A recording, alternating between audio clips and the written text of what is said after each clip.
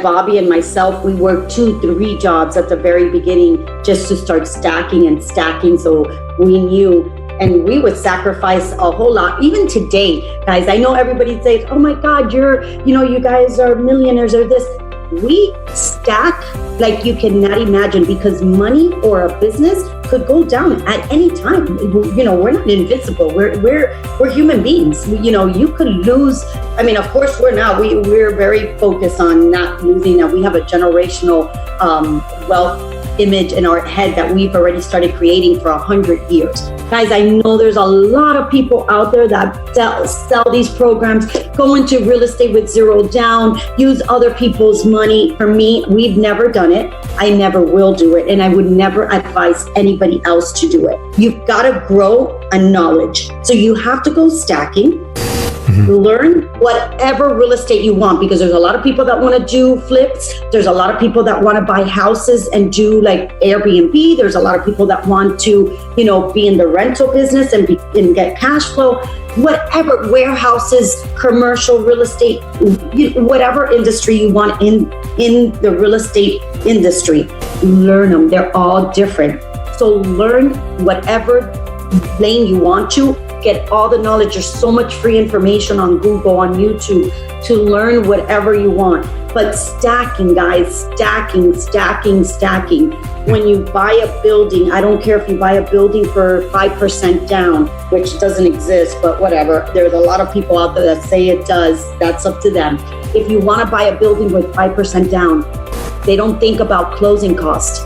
They don't think about your insurance. They don't think about the first day that you step into that property, a window could break, a leak can happen, anything could happen. So you need to have a reserve just in case anything happens. Your mortgage payment could come due and your tenants didn't pay you. Now what do you do to pay that mortgage payment, right? So there's little things that could happen. So if they only understood, if you have $25,000 to put as a down payment and you're going to spend in $10,000, let's say, or whatever, $5,000 in expenses a month on that house, because it's not only your mortgage. People have to understand, you have landscaping, if you have a pool, if you have, little maintenance things that you need to fix in the house, all those monthly expenses add up.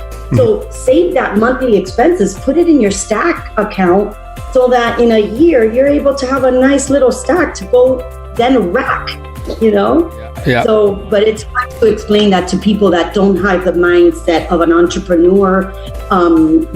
They just don't get it. Yeah, and you know what? That was something, we had the money. I could have started extremely big like we did in 2003. And look where we ended up, almost being in foreclosure, losing all of our life savings, losing our business that we had worked so hard for.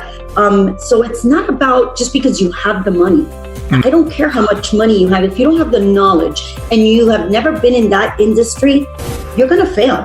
I mean, it's just logic. It's like, you can't jump, there's a ladder, and you're not going to tell me that you're going to go from here and just skip all the steps and that you're going to reach the ladder on the top successfully.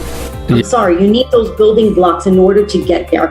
And every little detail, every small little lesson, I don't care how small it is, it's a lesson that helps you be able to build a concrete empire instead of a sand empire. Because you could build it, but it's going to collapse. I don't, and it's not that I'm wishing, no, it's just facts, guys. You have to learn every little inch of a business in order to build a concrete wall. Yeah, I do a 10-year workout. I've done this for many people.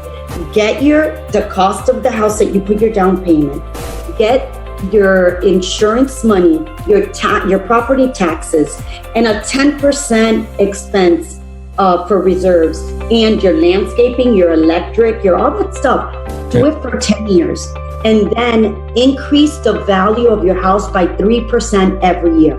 You're gonna see that you're still not winning. You've spent more money in the 10 years, but you think that you got money because at the closing, you're getting back that down payment that you put in your house, right? Or the increase of value, but your expenses, you had spent that already. So you're just getting all that money back that you spent. So if people understand that grid, they'll say, oh, wow. But a lot of people don't don't do that, you know. The biggest advice to anybody in there that wants to get involved in real estate is stack and rack. Stack your money and rack all the knowledge you can get in the area that you want.